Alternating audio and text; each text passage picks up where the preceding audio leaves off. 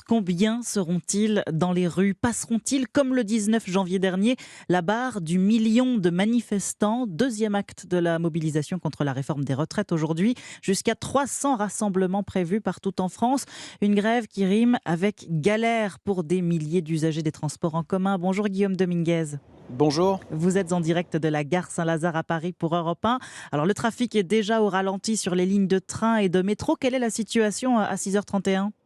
Eh bien, de plus en plus de monde arrive ici petit à petit sur le quai des lignes de RER L et J où je me trouve en ce moment.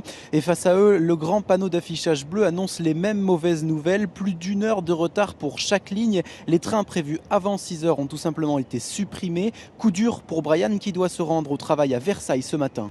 D'habitude, je prends le train à 5h52 pour Versailles rive droite. Et aujourd'hui, les trains à cette heure-là, c'est supprimé. Donc, je dois attendre 1h, 6h51. Je suis en retard au travail, je peux rien faire, j'ai pas le choix. Le jeune homme n'a pas anticipé la grève des transports et même pour ceux qui ont prévu le coup comme Soulaf, les conséquences sont les mêmes. La jeune fille est partie à 4 heures de chez elle, elle n'arrivera qu'à 8h15 au travail. Je me déplace à Limay pour aller sur mon lieu de travail.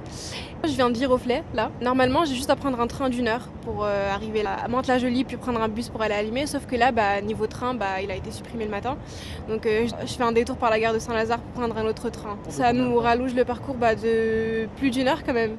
Voilà des Parisiens qui ce matin font encore les frais de ce mouvement de grève, mais beaucoup m'ont confié ne pas avoir le choix. Il faut aller travailler. La réforme des retraites est loin d'être une priorité pour eux.